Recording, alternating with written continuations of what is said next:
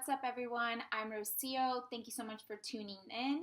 The purpose of this video is to educate you guys and kind of get rid of a few stigmas that are related to the home buying process. If you're thinking about buying a home and you have no idea where to start, this video is for you.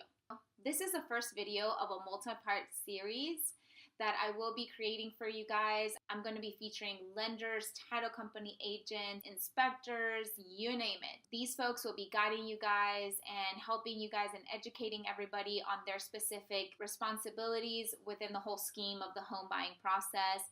And I will be doing a seller series too. Let's go ahead and just dive right in. First and foremost, if you're thinking about financing your house with a home loan, you have to submit a pre-approval application. So what the heck is that?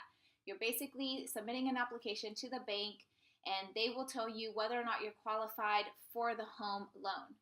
Now, before I lose anybody, I understand that there's a natural fear of rejection and a natural fear of the unknown. It's totally normal, but I'm here to tell you, do not fear. It's gonna be okay. It's just an application to kind of give you an idea of where you stand. And there's only one of two results. You're either qualified or you're not yet qualified. So don't be afraid. I'm going to talk to you guys about the top 5 things to take into consideration if you want to just have an idea of what they're looking for when you submit that application. Okay, so the top 5 things that lenders look for. Number 1, a social security number or an I-10. I'm not going to get into too much detail on this one because we either have one or we don't. Let's move on to number 2.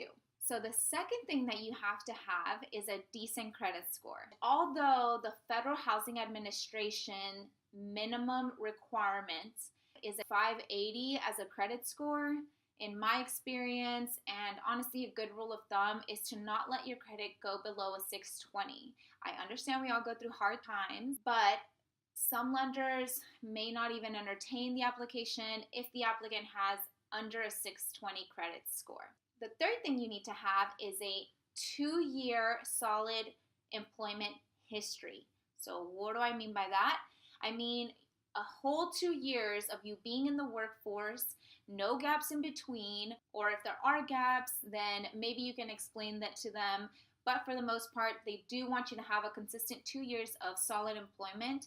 They just want to make sure that you are in a stable job, career, work, whatever you want to call it. Their main thing is you being able to repay the loan. Number 4 on the list is having a debt to income ratio of 43%. Now, what the heck is a debt to income ratio, right? Okay, it's really, really easy. I'm going to break it down for you guys. You're going to take the monthly debt and you're going to divide it by your monthly income. And that's your debt to income ratio. So as long as you have less than a 43%, you are golden. Now, the 5th thing I really want to talk about is the down payment. So let's unpack this a little bit. Your down payment does not have to be 20%. Now, if you're one of the few that does want to put down 20%, more power to you. I really think that's awesome.